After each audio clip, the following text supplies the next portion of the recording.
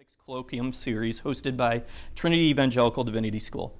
I'm Michael Sleesman, Program Director and faculty member in our Bioethics degree program, and I'm pleased to welcome you to this evening's lecture. To keep my introductory comments brief, I just want to mention a few opportunities that will be coming up here at Bioethics at Trinity that you may be interested in. The first is to highlight the work of my colleagues at the Center for Bioethics and Human Dignity, most specifically their upcoming 32nd annual summer conference entitled Living in the Biotech Century, the First 25 Years. As one of the leading global venues for Christian bioethical engagement, I encourage you to attend their upcoming conference this June, either in person or virtually. To learn more about the summer conference, the center's work, along with the other things they produce, including a number of resources that they have online, please visit their website at cbhd.org. In addition to the work of the center, Trinity publishes the journal Ethics in Medicine. As one of the oldest continually published periodicals in Christian bioethics, Ethics in Medicine recently celebrated its 40th anniversary of publishing, advancing Christian bioethical scholarship consistent with the values of the Hippocratic Oath. To learn more about the journal, access the free archives, or to become a subscriber, please visit the journal website at ethicsinmedicine.com. I also would like you to join us for the third and final lecture in this series, which we'll be hosting next Thursday evening, April 10th. We'll be hosting Dr. Gregory Webster, and his presentation will be entitled Navigating Ethical Pathways in Pharma.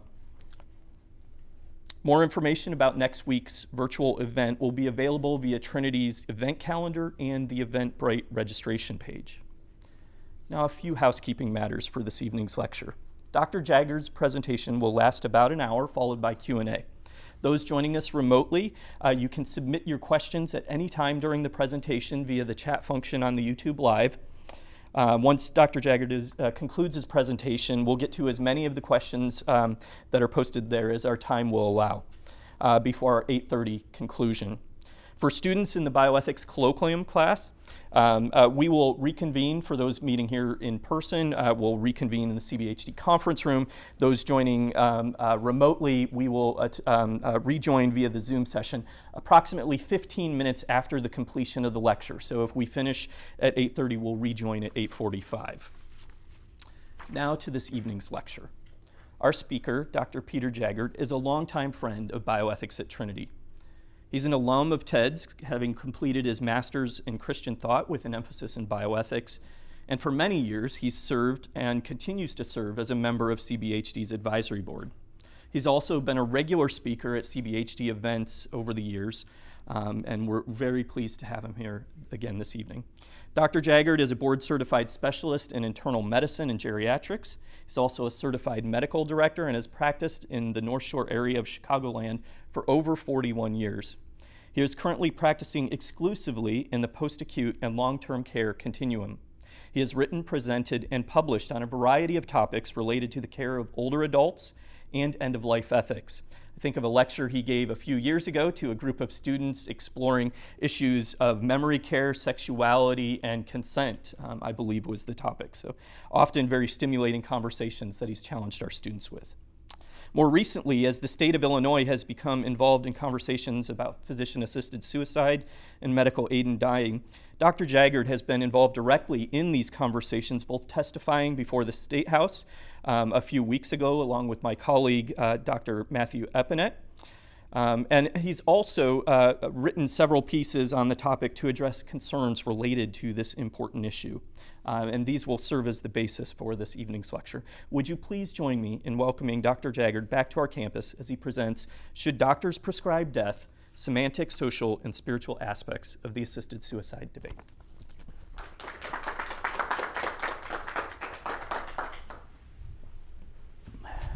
Well, thank you, Michael, and it's so good to be back here at Trinity.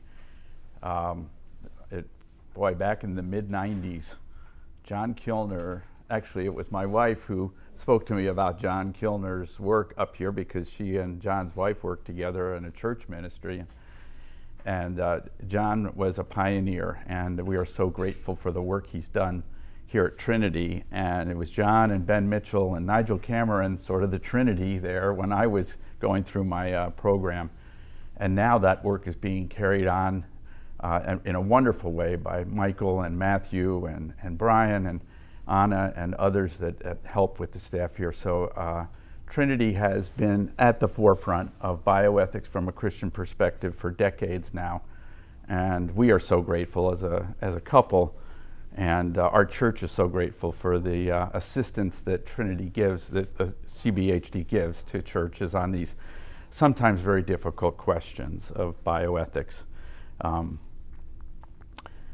My work in talking about assisted suicide, as I look back on my career, came in 3 very different phases.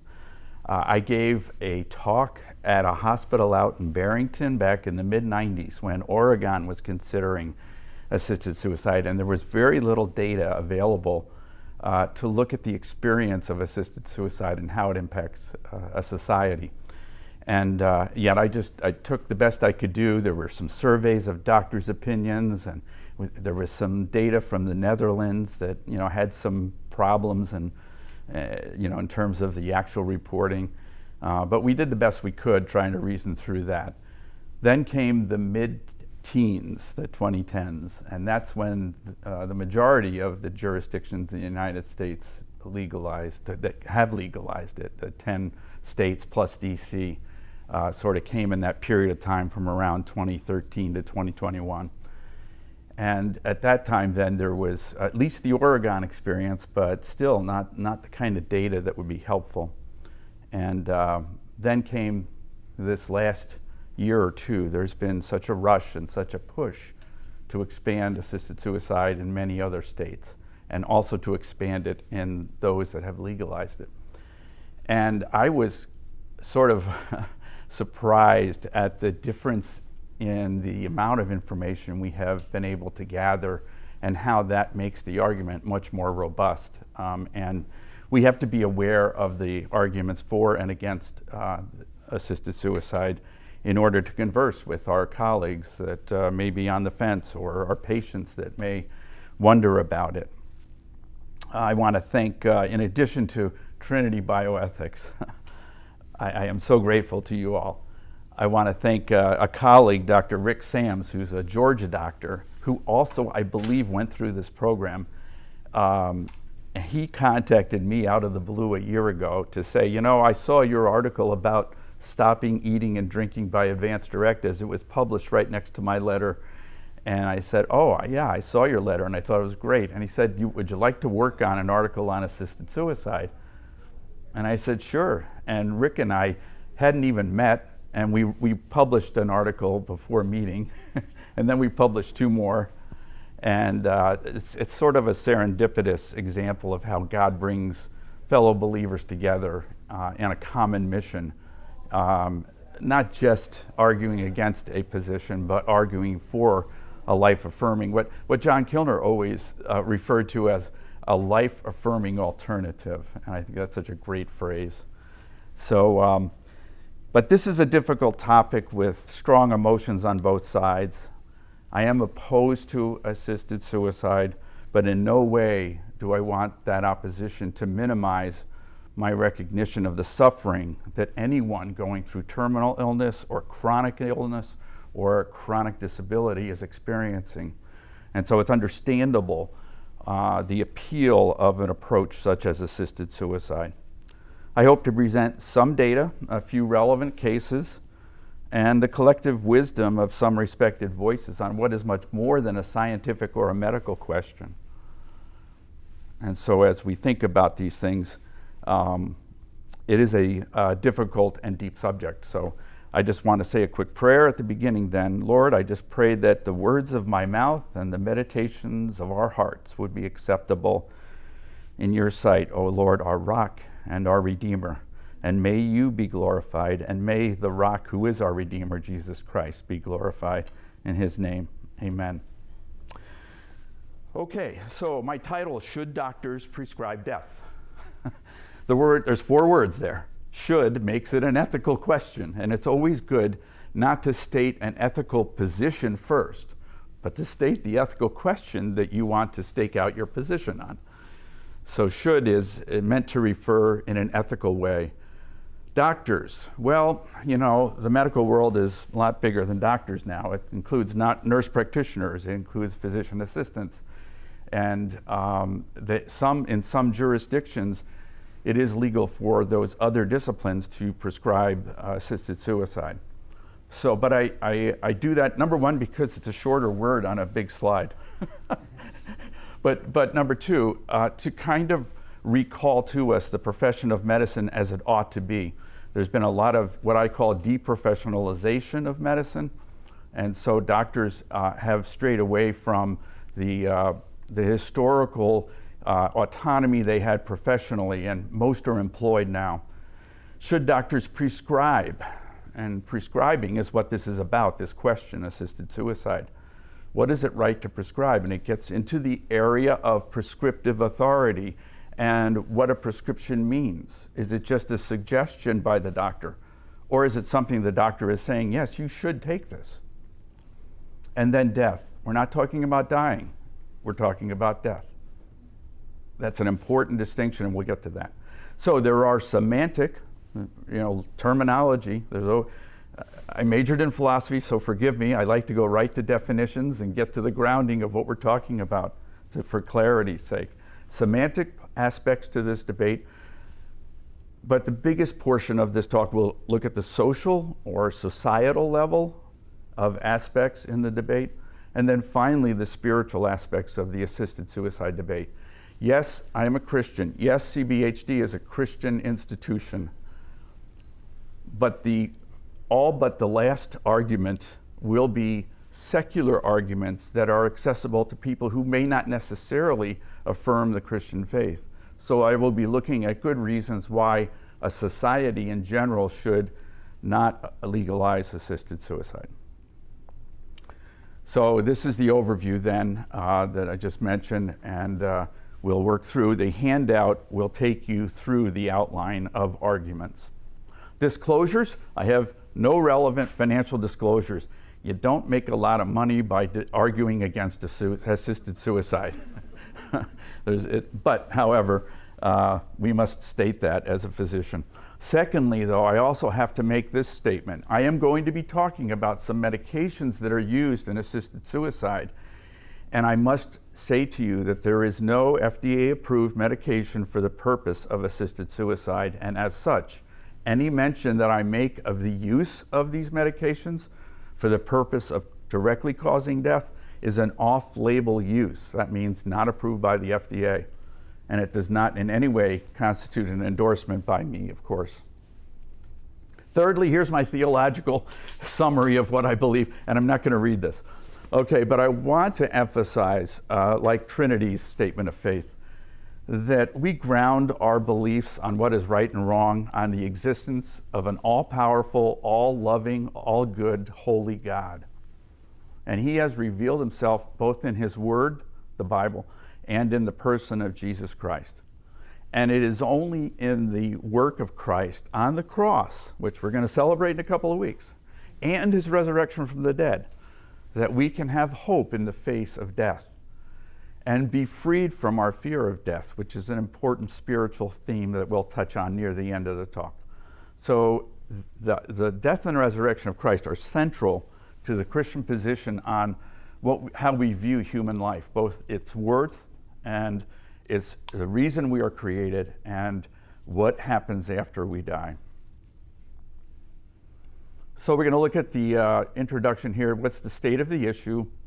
What's some of the ways of reasoning about assisted suicide? And then we'll present the first case. So I'm using the term physician-assisted death or provider-assisted death instead of assisted suicide. And I've done that in order to dialogue with people who are on the other side who reject the use of the term assisted suicide. It doesn't mean that I'm sacrificing ground here. We'll get to that point. But we are told as Christians to give a reason for the hope that is in us, but to do it with gentleness and reverence. And so there are reasons why people might object to that term. Let's find a better term. But here are the states where it is legal, plus the District of Columbia. And just notice some of the terms that are used. They're death with dignity, end-of-life options, our care, our choice, medical aid in dying, etc. And in this year, 15 states, including Illinois, are considering legalization. 5 states where assisted death is already legal are considering expansions. But this year, a unique, perhaps relatively unique, there are some pushback efforts. Montana is considering legislation to outlaw assisted death. They are the only state where it is approved, but the approval was not by the legislature, it was by their state Supreme Court. Now the legislature wants to look at outlawing it. And West Virginia is seeking a constitutional amendment to outlaw assisted death. So here in Illinois, there are 2 bills. They're essentially identical as in their first draft that I saw. Both the Senate bill in Illinois and the House bill use this term aid in dying to refer to assisted suicide. It requires 2 physicians, including the attending physician, to verify the request and a qualifying terminal diagnosis. The attending must verify a second request to show that the person means what they say they mean, that's a consistent request or desire. It has to be at least 5 days after the initial request. However, the bill, as was initially proposed, allows that 5-day waiting period to be waived if the patient is expected to die in less than 5 days. If a physician refuses to prescribe aid in dying because of a matter of conscience, the bills say, quote, that he or she shall, at a minimum, refer the patient to a healthcare professional or entity who is able and willing to assist the patient in obtaining aid in dying. Furthermore, these bills also require, not suggest, but they require, that the death certificate must not state that the person died of suicide or that they died of self-administration of the drugs used to bring about death, but rather to state an underlying medical cause. So what are the arguments in favor of legalizing assisted death? Commonly, almost always, the number one is autonomy, self-law. It's my body, my choice. I get to the point where I feel my life is no longer worth living. I'm the one to decide that, and you can't say no to me. So autonomy rules in the modern ethic. Secondly, compassion or relief of suffering. Well, someone's in pain. Boy, we shoot horses, don't we? Why can't we have a peaceful way for someone to bring about death to relieve them from suffering? Thirdly, and you'll hear this stated by a lot of people, well, it's just so costly to keep people alive nowadays. It's costing society a lot. Fourth, many people try to bring a moral equivalence between assisted death and hospice care. If we do hospice care for people, we should be willing to do assisted suicide as well. We'll look at that argument.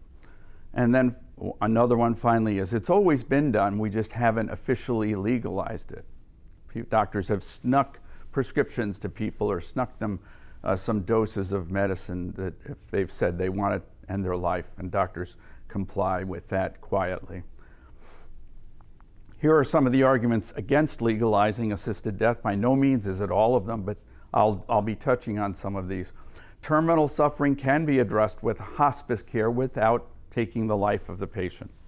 Secondly, the principle of double effect. Intent and dose do matter, okay? That means that if we are giving a hospice patient increasing doses of morphine to relieve their suffering, we are doing it with the intent of relieving their suffering and not with causing their death. We are going to relieve them as aggressively as needed, but we are not doing it with the purpose, the intention, or the means of ending their life. In other words, we're not just jacking up the morphine dose multiple levels at a time, but rather gradually. Another argument against it is the erosion of the trust with the patient and doctor relationship.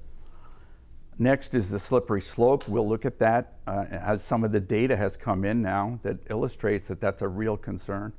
And then finally, those of us from a religious perspective may present the sanctity of life as an underlying ground of our opposition, and even the Hippocratic Oath, which is not a Christian oath.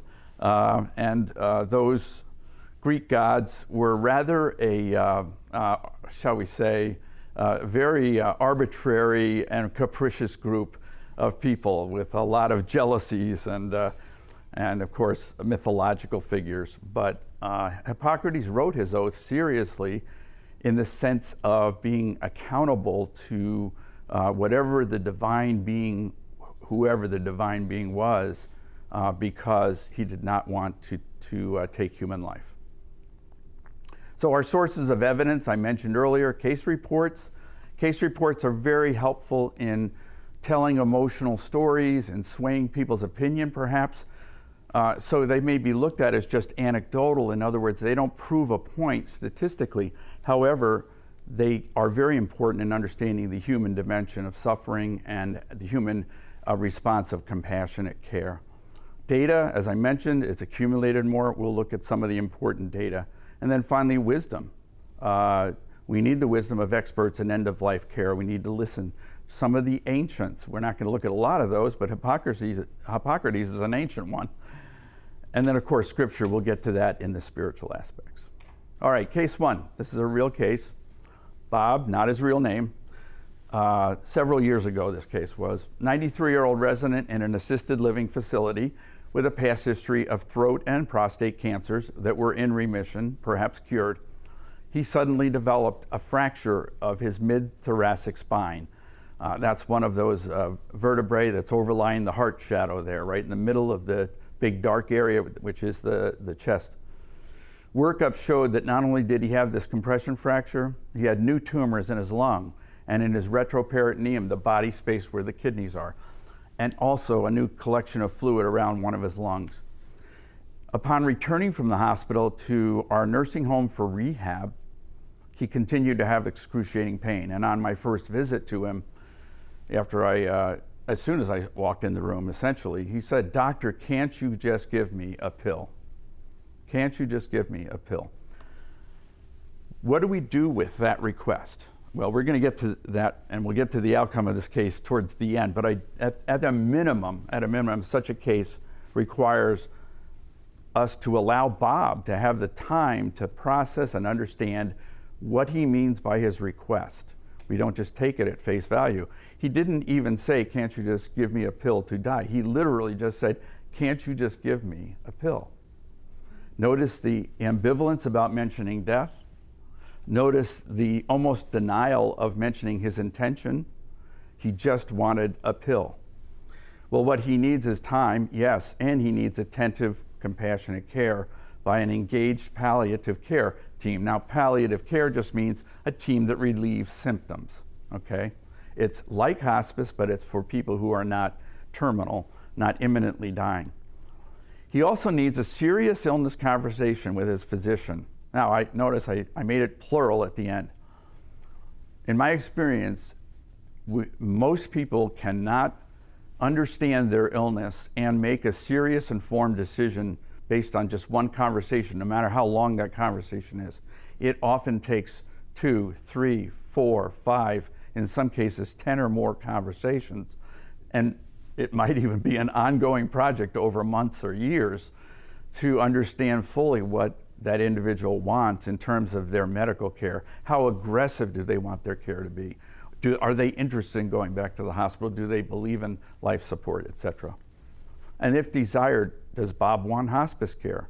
And he needs to be able to give informed consent that includes understanding his options. Okay, so where do we differ? We're going to differ by drawing the line of ethical permissibility. And this is just a list of various degrees of medical intervention, appropriate use, and then there might be some withholding or withdrawal of care. And then for some people, we might have palliative or hospice care. But assisted suicide takes it across this red line to actually prescribing something to cause death. And assisted death by provider administration, that's often referred to nowadays as euthanasia. That's another level beyond just writing a prescription and expecting the patient to take it. And beyond the voluntary euthanasia, there is non-voluntary euthanasia, which is where the person is not capable of giving consent, They may have an advanced dementia, they might be in a coma, and others would be making their medical decisions. Is it ever right to allow euthanasia in that situation, what we call proxy decision making? And then, of course, involuntary euthanasia is killing someone against their will, and that is illegal, and we would call that murder. Do the bioethical principles help us resolve the dilemma of what is legal? My answer in brief is no, because bioethical principles, as set out by Beecham and Childress, are not absolutes. They are mid-level, and there's not an agreement among the list of principles that were designed back in the 1970s. The Belmont Report lists 3, and the Beecham and Childress list 4 a year later. And Belmont talked about respect for persons, and Beecham and Childress changed it to respect for autonomy, hence this elevation of autonomy above even the person. There's a whole debate about this. I gave a talk on this at one of our breakaway sessions. I'd love to do it again, but I think that we need to realize that autonomy has been given a place of primacy that is troubling for many reasons. There are conflicts between these principles, so we're never going to solve this dilemma by principles. You'll see the semantic, we're going to talk about the semantic aspects now just briefly. You can see the evolution of the semantic challenge in the names of the organizations that are in favor of assisted suicide. They reject the term assisted suicide, as we mentioned. They use other euphemisms, and there is evidence of confusion about these terms. So that was one of my critiques. Here's just the names of the organizations that have promoted euthanasia over the past century, basically. Euthanasia Society of America, which was the forerunner of the Hemlock Society. Well, those are very graphic terms. They tell you what they're seeking. Well, they sort of morphed into the end-of-life choices and then merged with Compassion in Dying to create Compassion in Choices, which is the name now. What are they doing there? They're getting smart about their marketing, right? And so their title is changing. And their view of assisted suicide as a term is that it's loaded and it presents terminally ill patients in the same light as terrorist bombers. So they don't like it. It's an emotional reaction they have against it. Now, it's more importantly to the terms used now in bills in Illinois and what was passed in Canada and what's being looked at in France and in Great Britain right now is medical aid in dying. What does this term mean? Well, first of all, it's too broad. Medical aid in dying. We're going to help people who are dying. Oh, well, that sounds pretty good, right? Well, that would cover hospice care if you took it literally, right? What's wrong with helping people who are dying, relieving their suffering? But that's not what it is referring to. It's referring to assisted suicide or prescriber-assisted death. Secondly, it's ambiguous because MAID in California refers to just assisted suicide, where it's physician-assisted death by prescription. In California, the doctor has to write the prescription, the patient has to fill it, and the patient has to take it. But in Canada, it refers to that plus euthanasia, where the doctor writes the prescription and administers the lethal substance, and the patient becomes passive, sort of let the doctor do it to me. I'm just going in now for my euthanasia. They'll do it all. I don't have to do anything. Interesting what we'll see in the data differences in those two. But the understanding of this term, early in the Canadian experience, Quebec passed respecting end-of-life care, and they referred to medical aid in dying. And a study a year later showed that only 40% of over 200 Quebec healthcare professionals realized that the term medical aid in dying would allow them to administer a lethal medication at the patient's request. So the doctors didn't understand it, okay? Well, let alone the patients. How are they gonna do with trying to understand this vague terminology? Here it is in Canada just a couple of years ago. 496 individuals withdrew their request for MAID. The most common reason among those 496 individuals was upon learning additional information about MAID, they decided it was not a path they wished to pursue.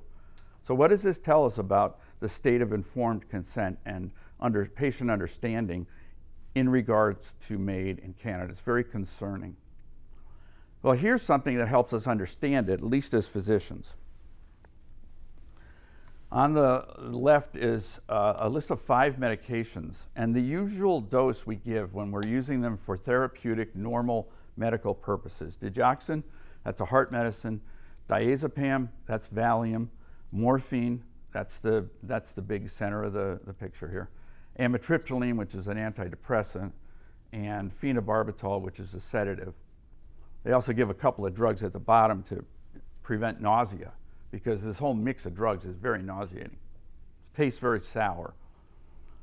Well, the dose they use in physician-assisted death is not 5 to 10 milligrams of morphine, it's 15,000 milligrams of morphine. That's 1,500 to 3,000 times the dose. That's more than 3 orders of magnitude for you mathematicians out there. This is a huge increase. They are not incrementally escalating hospice-level doses. They are giving medication doses that would kill a horse. So just so we're aware of that. So semantics matter. And this article came out in the Hastings Center report, which is a reputable bioethics journal, just in September and October, written by authors in Europe who were looking at the debate in France, looking at the debate in Great Britain. And here's what troubled them. These terms were troubling: aid in dying. Society should think about why the laws and the public are avoiding terms like death and why they favor acronyms like MAID when its vagueness removes people from the specific ethical issues at stake. In that respect, it seems desirable to aspire what one linguist has called a language-independent philosophical perspective. In other words, they're not being honest with people. They're avoiding the use of the word death. They use dying as a term. So Rick Sams and I, one of our 3 articles we wrote in reply, we said, yeah, this is a problem. This is a problem because we're not distinguishing dying from death. Dying is this journey we're actually all on from the moment we're born. You could look at it that way. But for some of my patients, who I think 5 years ago I thought would be dead by now, they're just sailing along. It's an inexorable journey. It does head towards a final moment, and that final destination is the moment of death. Dying is not yet completed. It's part of life. Death is completed. The Latin, a terminus ad quem. That's where the final station on the railway line. Dying, we don't know how long it's going to be. Death is a permanent state. Dying people are still alive. Dead people are not. These 2 words mean very different things. And so the goal of MAID is not aid in dying, it is aid in death. So Rick and I proposed in a different article these 2 terms that I've already alluded to: provider-assisted death by prescription, provider-assisted death by administration. And in that article, we refer to MAID as a euphemism. It's being mainstreamed in society as well as the medical literature. It's deleterious because MAID's proponents do not consistently express the meaning and intent of the practice. It downplays the fact that a provider is participating in the act of death for a patient. And as I've thought about this more and more, I haven't talked to Rick about this, but I'd almost change it to prescriber-assisted death, because doctors are not the only ones doing it. Nurse practitioners, PAs are doing it, and everyone who writes a prescription for this stuff needs to recognize that a prescription is a guide, a direction, a rule of action that's ordained, it's specified with your prescriptive authority to designate a remedy for something. We're not saying, people, I suggest you should take some, statin for your cholesterol. No, you should take a statin for your cholesterol, whether that's right or wrong for a given person, okay? It's meant to be an authoritative action. So what are the social and societal aspects? Now we're going to have to move quickly, but this is the whole list, and it's in your argument, in your outline. This outlines some arguments against assisted death. Here's data. This is a great piece of data from American Journal of Bioethics from Daryl Pullman, comparing California and Canada's summary of data after the first 5 or 6 years, okay? They legalized assisted suicide in the same year. They started out with roughly the same population, these 2 jurisdictions, California and Canada. The difference, as I mentioned earlier, California only allows assisted suicide. Canada allows assisted suicide, where I take the prescription myself, and euthanasia, where the doctor administers a lethal injection or some other lethal method. I just look at the bottom. How many deaths have happened in California since then? Only 486 assisted death in that year, 486. In Canada, it was already up over 10,000. That's huge. What a huge difference. Assisted deaths in California were less than 1%. They were 0.15% of all deaths. Assisted deaths in Canada were 3.3% of all deaths. And in California, 37% of patients did not actually take the medicine. They were given it, they were prescribed it, they chose not to take it. But in Canada, where you can just let the doctor do it, less than 2% of the requests were withdrawn. Something very, very different is happening when you have these two different strategies. You can look at the numerical rise from 2019 to 2023 now. We have over 15,000 deaths in 2023. And in Canada, there's now track 2. Track 1 were terminal patients. Track 2 are people who are not terminal. And yet they're now allowed, as of 2021, to apply for assisted death. And look at the numbers there. You're starting to get a significant number taking it. And most concerning is that in both groups, there was not a robust use of palliative care. About 3/4 of terminal patients got some palliative care. Less than 30% of the non-terminal received any palliative care. And here's just the graphic rise. At this rate, it's 30% increase per year. I sure wish my 401k looked like that. Doesn't look like that after today. But if you keep at this rate, it will be over 10% of all deaths in 2 to 3 years in Canada. Assisted death will comprise more than 10% of all deaths. Case 2. I told you about Bob, my case earlier. We'll get back to him at the end. Case 2, real quickie. This was a Canadian military veteran, a woman who had been injured and paralyzed in a military training accident. She was wheelchair bound, but not terminally ill. She just needed a wheelchair ramp for her house. She needed an entry ramp to live. And in a phone conversation with a bureaucrat in their Veterans Affairs organization, she was offered not a ramp, but a MAID, medical aid in dying. She had been trying for 5 years to get a ramp. And they offered her not that entry ramp, but an exit ramp from life. And later she received a letter to the effect that MAID was still an option if she wanted to have it. So this hit our news, I think, pretty amazingly. It was startling to see that a bureaucracy would be the ones to refer for MAID, but that's what's happened in Canada. So Canada legalized it in 2016. They removed that criterion of terminal illness in 2021, and they're going to expand their assisted death indications to mental health conditions in 2027. In the United States, New Mexico and Washington have now allowed mid-level practitioners to write the lethal prescriptions. Oregon and Vermont have rescinded residency requirements. Oregon and Washington have rescinded waiting periods for those whose death is imminent. I still don't get that. You're going to die in less than 5 days, so we got to rush to get you dead by assisted suicide. That logic is beyond belief. So there's these attempts to expand. Well, here in the United States, this is a wish list by one of the leading proponents of assisted suicide in the United States. He's an attorney, and he's been writing all sorts of articles in the medical journals, trying to tell doctors, you need to do this. You need to get on board with us, because this is what we want, this is what we need. And we want to get those non-physician professionals to prescribe. We want a shorter waiting period. We want to permit self-administration if someone's disabled. You're discriminating against the disabled if they're not able to self-administer. So we need to allow assisted self-administration and give them some help. Just push that plunger if they can. So there's all sorts of attempts to expand assisted suicide going on.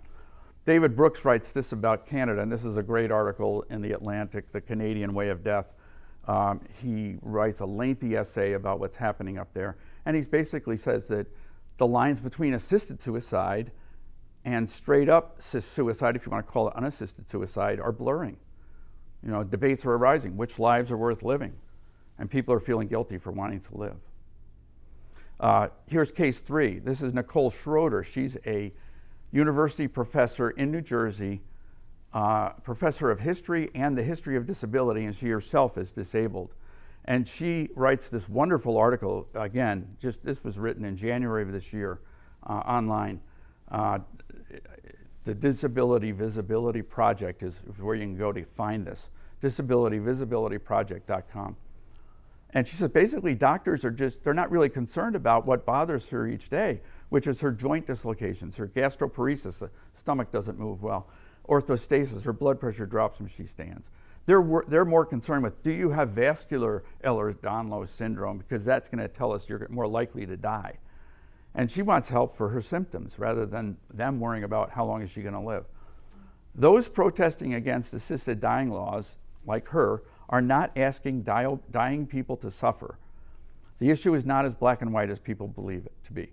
Those of us protesting do not want people to be in needless pain. Instead, we want resources other than death to alleviate suffering while people are still alive. We ask that policies ensure that no one is coerced or forced into assisted dying, that they're not given an offer of MAID instead of their disability ramp that they need. It's happening in Canada, it's happening in the US. And disabled people rightfully worry about flaws that indicate a persisting devaluing of human lives, of disabled lives. And she notes that when MAID was expanded in 2021 in Canada, it included anyone with a disability that severely impacts their quality of life. And so disabled people are coerced to choose MAID after being denied accessible housing, a ramp, mobility tools, and timely care for their symptoms. This one really grieves my heart to even show it, but these are words that have been said by proponents of euthanasia over the past century about people who are disabled, chronically ill, or terminal.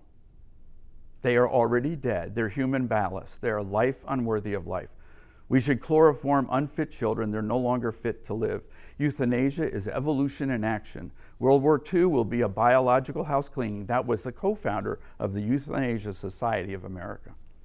One of the governors of governor of Colorado in 1980 said that terminally ill older adults have a duty to die and get out of the way.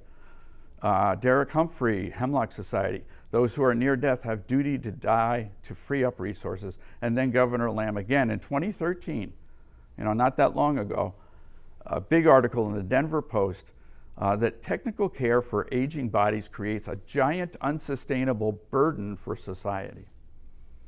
Now, this idea of being a burden, okay? Of Oregonians who requested assisted suicide in 2016, nearly half cited being a burden as a reason. A similar study in Washington state revealed that over half cited fear of being a burden as an issue. In the first 20 years in Oregon, burden to the family was a factor of the reason to choose assisted death in 42.7%. Here's a letter this is case 4 that I have of my cases, left by a 41-year-old Canadian woman with fibromyalgia, that's not terminal, a chronic leukemia, most of those are not terminal, who died by assisted death by her choice. Please keep all this secret while I'm still alive because the suffering I experience is mental suffering, not physical. I think if more people cared about me, I might be able to handle the suffering caused by my physical illness alone. That's from David Brooks's article I mentioned from The Atlantic. So here's the suicide paradox. Is aid in dying really just plain suicide? And what does that imply for our social policy? Latin, I took 4 years of Latin in high school. This is correct. The Oxford Dictionary got it correct, okay. The Latin sui, of oneself, and cadere, to kill. It strains logic and credulity to claim that when someone ingests 15,000 milligrams of morphine with the intent of ending their own life, that's not suicide. Okay, it's the definition. It's the epitome of the definition. Unassisted suicide, that's people who do it by themselves, rose from 42,000 in 2014 to over 49,000 in 2022. And that suicide rate in 2022 is the highest since 1941. We have Houston, we have a national suicide problem. And here's what really irks me. It's logically inconsistent and existentially dissonant as a society to expect doctors to both recognize and discourage unassisted suicide. We're supposed to help people not commit suicide, while encouraging and even mandating that we comply with their choice of assisted suicide. And just a final piece of data, only 5% who died by assisted death in the first 20 years of Oregon had received a psychiatry referral. That's just sobering, because the depression rate in advanced cancer and chronic illness runs up in the 50 to 60% range. So does legalization of assisted suicide affect the rate of unassisted suicide? It used to be that proponents claimed that if you legalize assisted suicide, we won't have as many unassisted suicides. It'll be a preventive for that. Well, the data does not bear that out. Systematic review in 2022, first of all, there's very scant evidence. They could only find 6 studies that met the study criteria for sufficient numbers of subjects in the study and be relevant. But no study showed that physician-assisted death reduces unassisted suicide. And actually 3 of the 6 studies suggested there was an overall increase in the total numbers of intentional self-initiated death. That's if you add up assisted suicide, unassisted suicide, and euthanasia in countries where it was allowed. That total number will go up once you legalize medical suicide, driven by increases in euthanasia and assisted suicide. Jones did a subsequent study. By the way, David Jones, the head of the Elizabeth Anscombe Bioethics Center at Oxford University. If you know anything about philosophy, Elizabeth Anscombe is a huge name, okay? And Oxford, and it's the Bioethics Center there. So this guy is a heavyweight. He's the nicest guy. I've talked to him on the phone. He gave me some of his data. And in a study he did after that systematic review, he was in on that systematic review, and then he did his own study. 4 countries that he looked at in Europe: Switzerland, Luxembourg, Netherlands, and Belgium. There were steep rises in total suicides, both assisted and unassisted added together, and ISID after legalization. So, well, another argument here, this is argument 10, PAD is not consistent with the goals of medicine. There's a great book by Farr Curlin, The Way of Medicine. He basically speaks against the provider services model of medicine, where we're just supposed to provide what the patient wants because the patient knows what's best for them and their health. And so we're just supposed to be the provider and fill out their pre-authorizations, which that's been the death of medicine, by the way, is pre-authorizations. etc., and get their referrals for them. And basically, Curlin and Tollefson argue also that physician-assisted suicide has no place in the practice of medicine, and we should not even be providing referrals. Proponents will say it's unethical not to refer, even if you have a conscious objection. All right, so we're losing medical ethics and we're losing the profession of medicine if we legalize it. Prescribing death is outside the scope and goals of practice. Enforced falsification of death certificates, that's another problem that is required by some states. It abrogates truth-telling.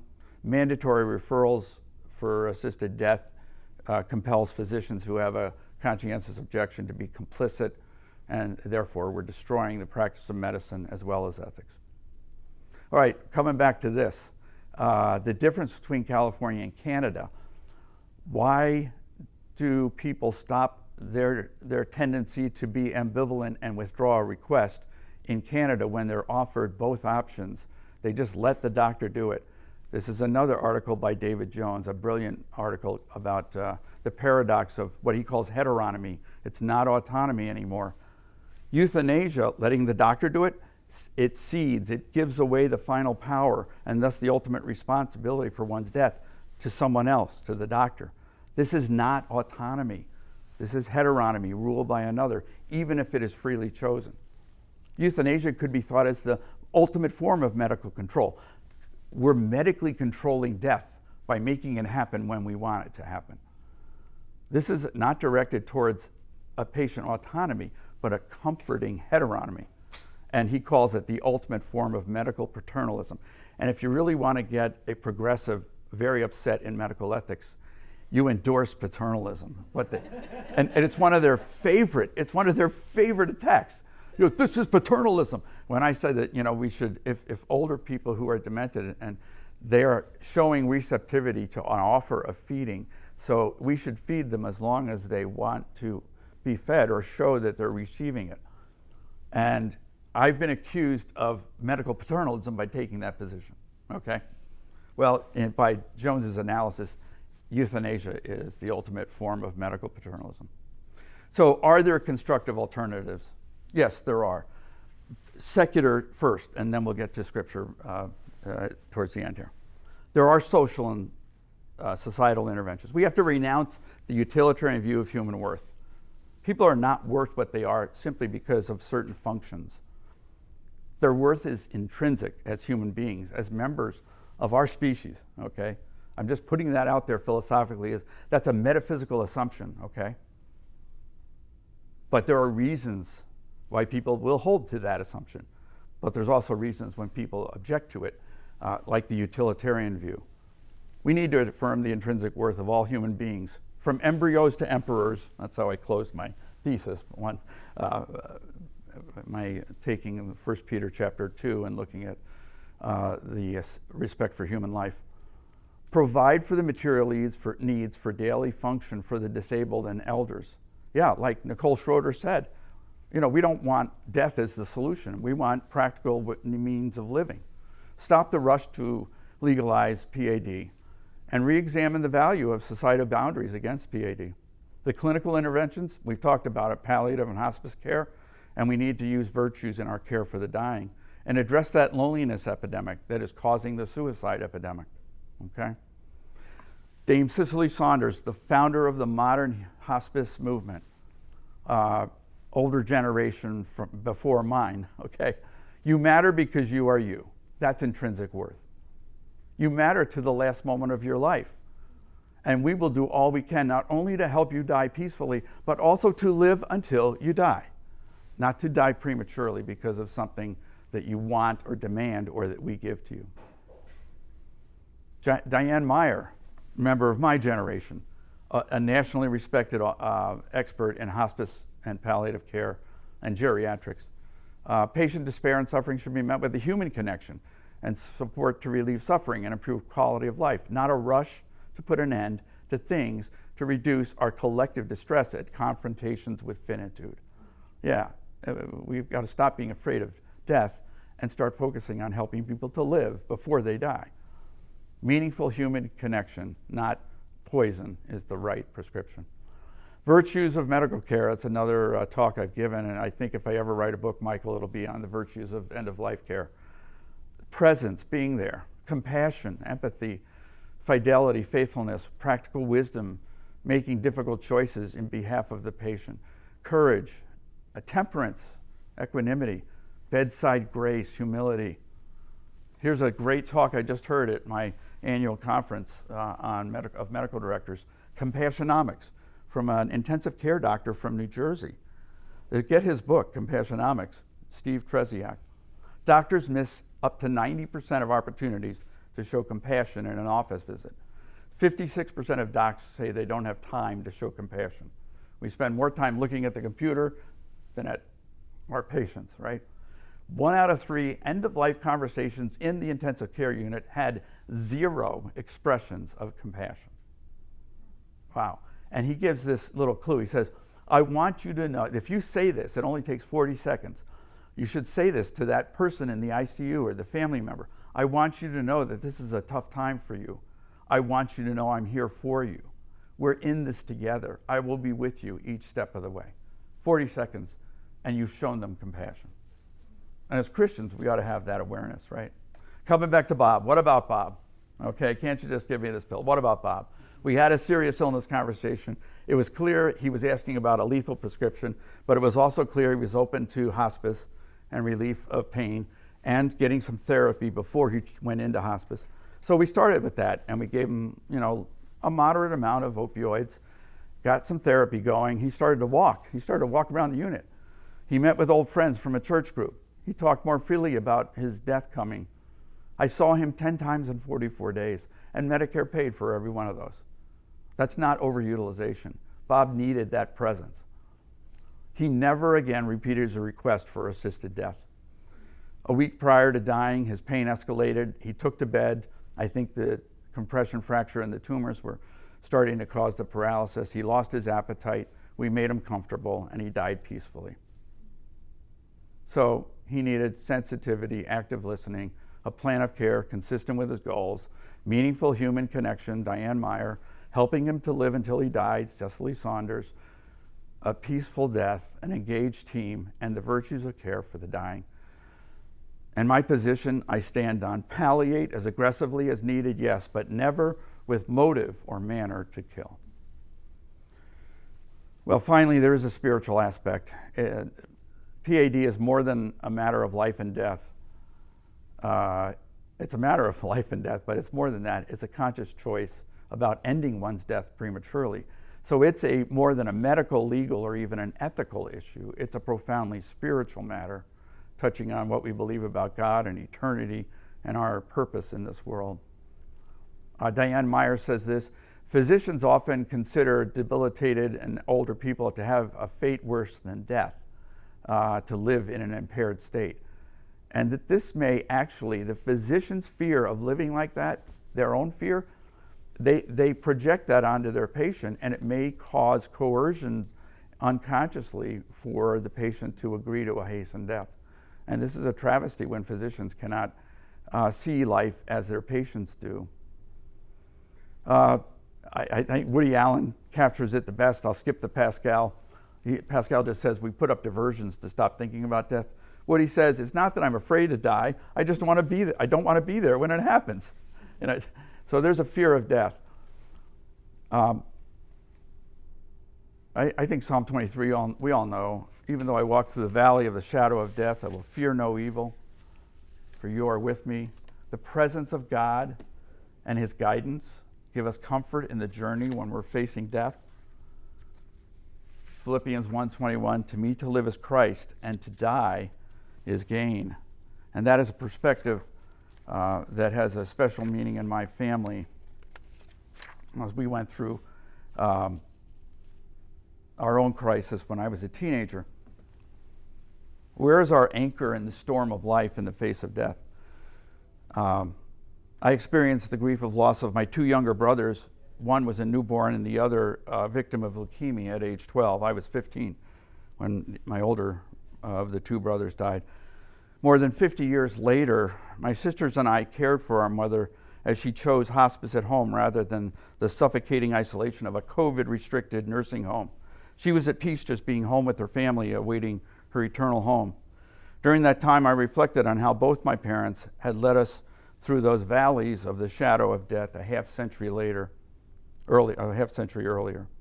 To quote King Theoden of Rohan, Lord of the Rings reference, no parent should have to bury their child.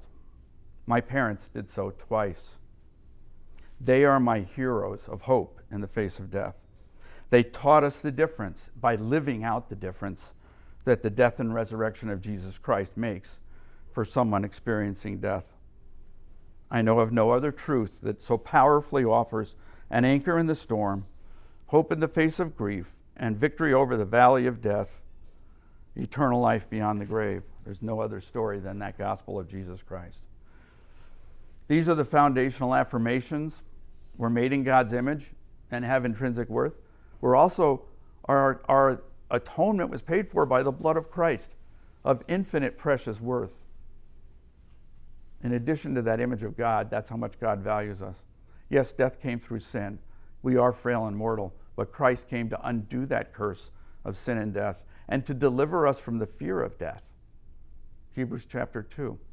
And one day we will be raised like Christ into imperishable bodies. So in this life, every human being is valuable intrinsically because of the image of God, and we also accept the frail and fleeting limits of our mortality. To live as Christ and to die as gain. Human life is sacred because of the image and because of the commandment, you shall not murder. But it's also frail. It's a mist that appears for a little time and then vanishes. So the last quote on this slide, the sanctity of life can be stoutly defended for the Christian, while the frailty of life can be compassionately addressed. John Kilner writes about the very virtues I spoke about earlier in Life on the Line, one of his early works, and he mentions the fruit of the Spirit as being important when we're speaking to people who are facing death. Patience, faithfulness, gentleness, and allowing people the time to come to grips with very distressing options. Sounds like I'm just an echo of John Kilner's wisdom from how many years ago? 30 plus years. A final thought is the bearing of burden. We are to bear one another's burdens and so fulfill the law of Christ. If anyone thinks he is something, when he is nothing, he deceives himself. Love, agape love, bears all things. If to be human, among other things, is to be a burden, which it is, by the way, and dependent. First 20 years of our life, dependent on our parents mostly. Last 20 years, many of them might be dependent years. What's in the middle? Yeah, maybe we're, relatively autonomous, independent for a period of time there.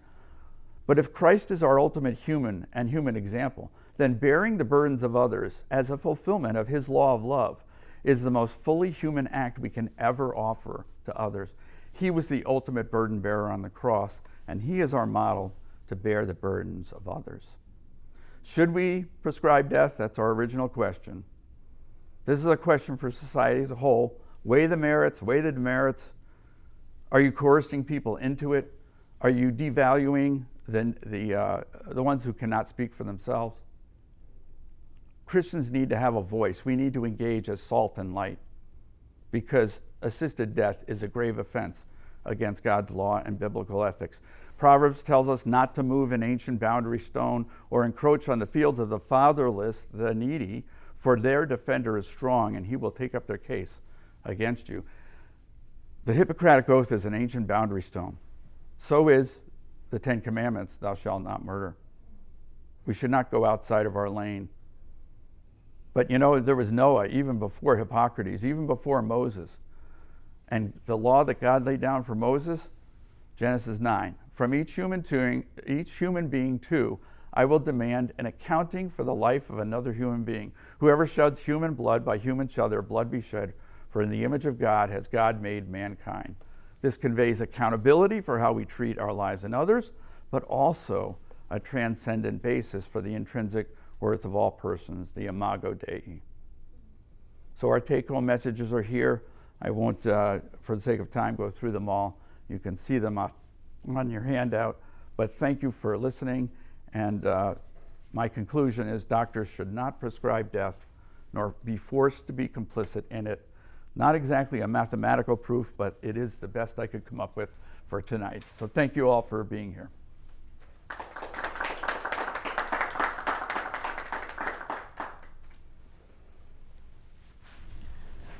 Again, thank you, Dr. Jaggard. For those of you that are joining us online, please feel free to add your questions to the chat area, the YouTube Live, and we'll get to as many as possible. A few have already come in. The first from your co-author, Rick Sams, asking about this illusion of autonomy that you had mentioned, whether our best strategy would just be to go for it and attack this, discredit the illusion of autonomy as the driving force in secular ethics and a justification for PAD. Well, thank you, Michael, and thank you, Rick. Hello out there down in Georgia. I wish I was down there in a couple of weeks for the Masters, but Rick's in Augusta. Absolutely, Rick. I did it at the AMDA session that I was part of. I actually talked with the other side. I was a part of a panel of 3, and the other 2 were in favor. And I talked about this idea of heteronomy. And I said, do we want to really get into the deepness of the ethical argument there? And they were fine with going ahead with it. I went ahead and I just presented it. And, I think it made them think more deeply. It didn't change their heart, but I see it as Christians offering a deeper level of analysis of what is a very facile claim that autonomy makes everything okay. That's not the truth. Autonomy. Well, doctor, I know, I'm convinced there's a tumor in my arm, and I want you to take my arm off so that this tumor will be gone. And you say, well, okay, I'll do some tests. And we find there's nothing there. There's a perfectly normal arm. But he said, but doctor, autonomy, it's my body, and I know something's wrong there. I want you to take my arm off. And I said I would never give in to that. And interestingly, I had a physician come up after the session and say, well, that's body dysmorphism, and there are some cases where it's shown that it's appropriate to remove a normal arm. And I'm like, I'm sorry, I do not. That's, again, you get down to what Farr Curlin is saying, the provider services model of medicine, that we're at the mercy of the demands of an autonomous patient as opposed to a medicine whose ends are the goal of health for the patient. And this is not healthy for the patient to cut off their arm. So autonomy is not an absolute, and it certainly is not an absolute when it comes to assisted death. Thanks, Rick. Another question for those that have joined in person, please feel free to let us know as well. But do you run into families who want their loved ones to have PAD when the patient does not? And can you speak to how you would go about counseling those who are struggling with the difficulty of watching their loved ones suffer? Yeah, this is a very difficult situation. Medical decision making for the cognitively impaired person is a challenging task no matter what the situation may be. Thank you for that question. I have not faced that specifically. In fact, as of now, Illinois still has not legalized assisted death. And by the way, the terms of the Illinois law that I put on the slide were as of 3 to 4 days ago. They've changed what they're proposing, I think, after the first few hearings, and they're trying to sell it maybe a little more easily. But to get back to this question of even, in the state of Illinois right now, it would not be legal, but I have had patients ask me about what I believe about assisted suicide, and I know some patients that they've come right out and told me, well, I think I might, there is such a thing as suicide tourism. Go over to Switzerland and have it done for you while you take a beautiful trip and tour with your family members or friends, and then at the end of it, you go into the suicide capsule, and it's all very peaceful, supposedly. And so I have had experiences where patients have a very few have done some form of assisted death, and it's very difficult. And I saw an article just recently on how difficult that is for family members who may be told about it by their relative, and it's very difficult for them emotionally even afterwards. So I think we're not very open about discussing that emotional side of things. Now, when it comes to family members, as the question asked, asking about it for their relative, to my knowledge, it is not legal in any of the jurisdictions in the United States for that proxy assisted dying. And I'm not sure, I think even Canada, it's not, they haven't gone that far yet. So that would be called non-voluntary euthanasia in a sense. So it's, but in the Netherlands years ago, there was a lot of sort of crossing that line, at least in the data that came out decades ago. I haven't looked at any of their data lately, but that was part of that Remelink report and all that. So yeah, so it's a problem if as a society we're going to start allowing families to make the decision to end a relative's life who is not able to speak for themselves. We have a scriptural mandate in Proverbs 31, speak for those who cannot speak for themselves. And that command is actually coupled with a command that says, give strong drink to the ones who are perishing. So it's, in a couple of verses in the Old Testament, in a wisdom book, you've got compassionate care for the dying, but sanctity of life, speak up for them and don't intend to kill them and don't give lethal doses. So. Are there any questions for those in person? Yeah. And if you could repeat the question. The power of attorney for healthcare, where you give somebody permission to do things, and if you haven't said in it that you want them to assist in your death, then can they legally do that, your family, or?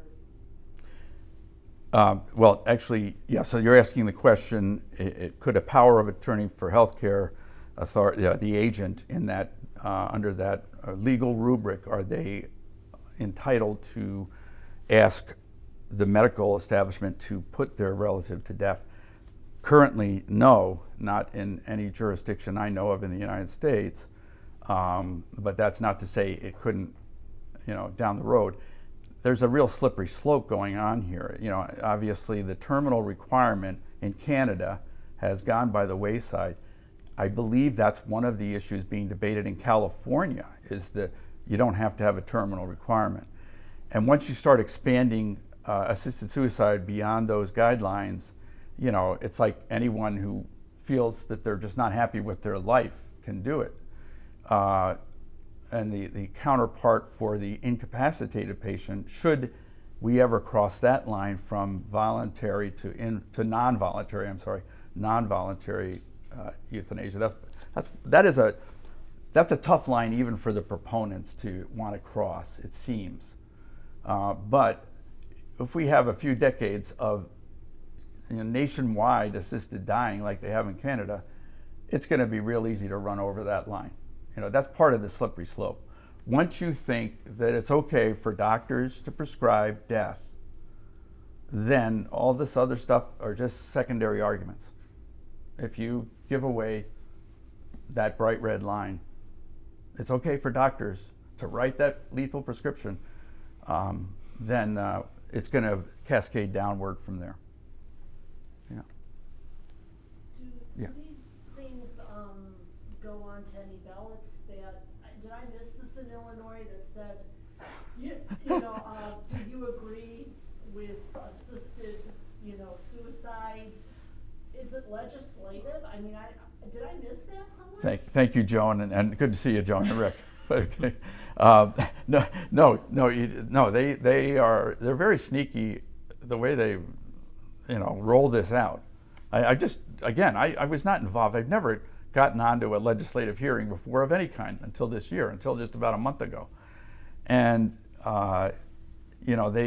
they had a few hearings, and I think they got a few hard knocks from some really eloquent people, including Matthew Epinette, one of our, and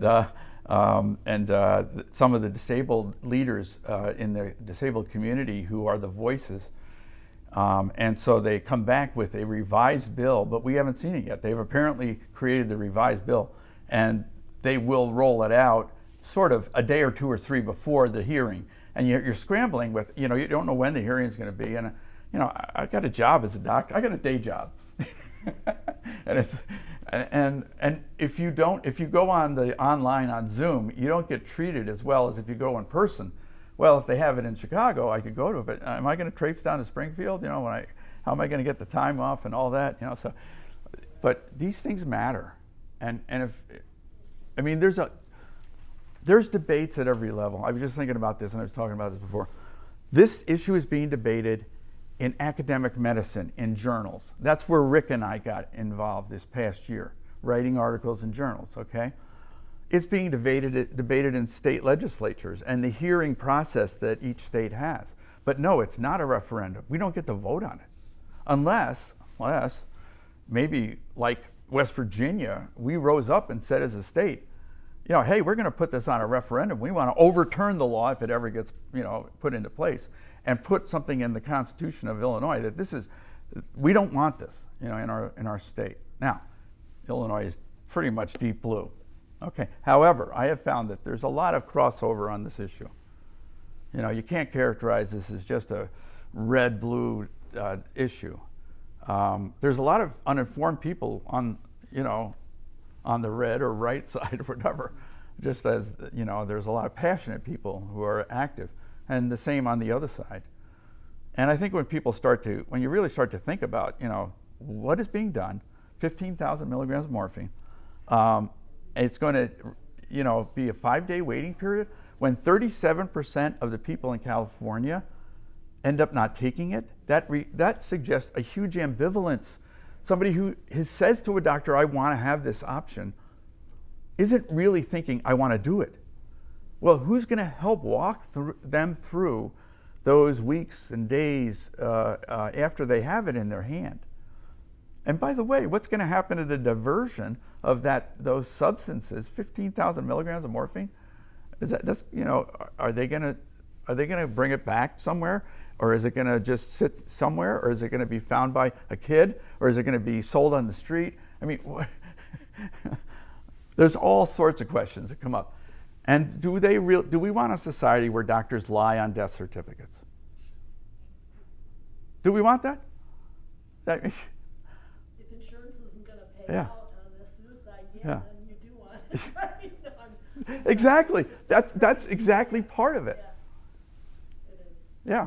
So it's the death of medical ethics. You destroy truthfulness. You destroy the professionalism of the doctor, who may have a conscientious objection. They're going to throw doctors in jail if this is going to happen this way. But now they make a big part about, no one is forced to be complicit in this. Nobody's forced to participate. No one shall be forced to participate. But at a minimum, if you have a conscientious objection, you will refer them to a provider who will provide death for them. And that's complicity in my book. And so, another question anyway. One question online was asking clarification. Earlier in the presentation, you were distinguishing between the various dosages for palliative care versus that which is given for the assisted dying. Could you clarify a bit more? You were making a distinction between increasing the dose of morphine versus the larger dose, and could you explain how that increasing doesn't also complicate matters at all? Yeah, that's a good question. This is a great question because, first of all, I illustrated that slide to show the magnitude of difference between what is given usually as a one-time dose. Now, obviously, the dose can be raised significantly higher than just 5 to 10 milligrams. In some cases, it's needed. I deal with geriatric cases, and so we don't usually give a whole lot more than maybe 10 milligrams at a time. But larger, younger people, you might need larger doses for sure. But not 15,000. You don't jump to 15,000 milligrams as your initial dose. That's what assisted dying or assisted death uses as the initial dose. Now, I will say this, and this is just, I want to be transparent and honest to show that we on this side of the debate are transparent and honest. There have been a few cases in my care of hospice patients where their suffering is nearing the end, the terminal end, and they may still be somewhat in distress. And we do start to give the morphine a little more frequently. But you know that the death is coming. You've talked to the family. They may be even there. And, and you hear a lot of rattling and fluid and maybe some respiratory distress. So you might say, well, let's give them another 5 milligrams of morphine. And it just so happens that, their blood pressure was already low. Their respiratory rate was already irregular. But they may happen to die within, say, 15 to 30 minutes after that. And I always ask myself the question, was I justified in giving that dose? Was it coincidental to their death? I knew they were dying, and I did not intend for that to be the case, that they would die from that dose. I'm not even sure that they did die from that dose. They died from what was obviously their severe pneumonia, heart failure, whatever. But one always has this uncertainty in those kind of cases, and that's where the principle of double effect comes into play, that we prescribe with the intention of relieving suffering, not with the intent to kill. And we will try to relieve as aggressively as is necessary. Does that mean that they died of that dose of morphine? No, they died of their pneumonia. they died of their heart failure. And the critics will say, well, you know, you can't criticize us. No, I can say this. 5 milligrams is a lot different than 15,000 milligrams. And its effect is intended to relieve. And if death happens to occur within some proximity to that, that's an inevitable coincidence. And that's the way I look at that. But I'm always, between me and the Lord, I've had a few conversations about those moments, because it's, you know, you always wonder, you know, my job is not to take life. And my job is to provide comfort when we cannot cure or sustain life very much longer. And we do get into those situations. So thank you for the question. It's not an easy one. I know we have some nurses here, and probably the nurses see it more than the doctors, because the doctor may give the order, but the nurse is right there at the bedside. By the way, we need more doctors at the bedside. That bedside grace is a huge virtue. It's hospitality, it's humility, it's personal contact. So anyway, sorry for kind of going around that. But no, that's very helpful. Another, I think, more challenging situation, you talked a lot about the importance of pain management, palliative care. What options are there when this seems to be insufficient, where the patient still seems to be suffering rather significantly, as you see with some kinds of cancer? Yeah, a good question. And again, all these are real life issues that are lived out every day in thousands of ways across America, and hospitals, nursing homes, home care, hospices. One of the sort of the misperceptions is the amount of motivation that pain brings to assisted death. Some of those slides I didn't mention, but pain is mentioned only about 24% of the time in Oregon and Washington surveys as a reason for asking for assisted suicide. It's usually autonomy, 90%. It's fear of being a burden. It's sort of the discomfort of facing death, that sort of thing. And I think fear of death is the actual spiritual problem here. I didn't have time to really develop that fully, but I think pain, yes, there are specialists in pain management. There are a variety of approaches to pain management. It depends on the cause of the pain. There are pharmaceuticals, obviously, but again, you're talking about escalating opioids. 10, 15 years ago, there was a big push to us doctors. We need to give more pain relief. We need to give more pain medicine. And the pendulum has swung completely the opposite way. We need to get people off opioids because of opioid use disorder. And people get caught in this it is a whiplash, I will tell you, over the decades, that the social control of medicine generates. And so doctors right now currently are under-treating pain, probably. But there are newer agents to give for opioid-like pain control, buprenorphine to replace oxycodone, etc. There are injections, nerve root injections, and spinal cord stimulators, all sorts of other technologies that are used for various pain controls. Not a lot of great success on it, across the board. Some cases respond well, some don't. And there are some cases of pain that are just not completely relievable with medical means, and people live with pain. And in fact, there's a spiritual aspect to this too. I mean, read C.S. Lewis's The Problem of Pain. Is the goal of human flourishing to be free of all pain and all suffering? And as hard as it is to say it, I would say no, that's not the goal of human flourishing. In fact, the one thing that all human beings, at whatever level of function they are, will go through in life is suffering. Anencephalics suffer. Okay. People in end-stage dementia suffer.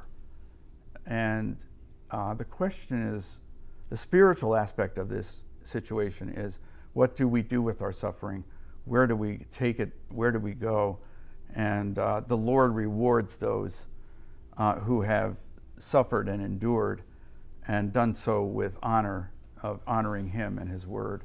And I saw that in my parents with their suffering loss. I saw that in my older brother, the older of my two younger brothers, dying of leukemia for 6 months. So there are, and that's not to say that, well, we ought to seek suffering so we can grow and benefit from it. But the Bible does tell us to find the positive in our suffering so that we do grow in character through it. These are metaphysical as well as medical questions. For our last question tonight, I appreciated the range of your presentation, addressing the medical, clinical, legal, social, spiritual dimensions as well. Want to focus on the spiritual dimension, and specifically as we think about the engagement of our churches, the Christian church here in America. If you had the ear of pastors and denominational leaders, ministry leaders in the churches, what are some things that you think the church needs to do in this particular moment? Yeah, this is such a great question, Michael. Thank you, because I'm an elder at my church currently, and it's, I don't know, my 6th go around on that. I think Rick and Joan remember. Yeah, this is so powerful a question. You know, I just heard this quote the other day. We cannot let the world be the light of the church. The church has to be the light of the world. That is so true. We have the message. The value of human life depends on the image of God and the blood of Christ. Okay? That tells us to God it's intrinsically, innately, eternally, infinitely value to him, because the blood of Christ is an infinite price to be paid. So the church, number one, needs to educate itself and grow in its awareness of the doctrine of human life. There's a doctrine of humanity that we've laid out, we've touched on it, we've talked about it. Created in the image of God, fallen into sin, infinitely worthy, total depravity, these great contrasts about who we are outside of Christ and who we can be in Christ. And the doctrine of Christology, that Christ is the second Adam. Christ is the way to a new humanity. So the pastors need to preach and teach on the sacred value of human life, the need for a Redeemer in Christ, the deliverance he brings from the fear of death. Hebrews chapter 2, read that passage. That's all about why Christ had to come in the flesh to share in our suffering. He had to be made like his brothers in every way so that he could deliver us from the fear of death and the slavery we have. We are enslaved to a fear of death. And that's partly why someone outside of Christ, naturally, assisted suicide sounds like a great idea when you're in terrible pain, chronic suffering, or terminal illness. So church needs to educate, teach, and preach on those doctrines. Church members need to mobilize for ways that they can find to be positive voices, and also living lives that show compassion for people. I mean, we need to be not only against things, but we need to be out there working in places that people don't go, nursing homes. I hate to say it, it's one of the medically underserved segments of our medical care system. It's just, when I retire, I just kind of feel like I'm abandoning people, Not that there couldn't be others that come up, but we're just not creating a generation of geriatricians, long-term care physicians that we need to. So Christians can get involved in service in those kind of venues, hospices. When it comes to the other end of life, of course, the crisis pregnancy centers and that sort of thing. So how can we be salt and light? That's it. We need the pastors to teach the basic value of human life and tie it to the person of Christ. He is the image of God. We are to reflect his image. He paid the price of his blood for our salvation. Then make the application, go out and bear other people's burdens in the name of Christ. So fulfill his law. And that's as simple as I can make it. You can take that in 1,000 different directions and be truthful to that. Yeah. Well, thank you again Yeah. to Dr. Jaggard for this evening's lecture. Again, want to invite you back to join us for next week's lecture with Dr. Gregory Webster on April 10th. For those of you that are joining for the class, we'll reconvene in about 15 minutes. And thank you for joining us this evening. Good night.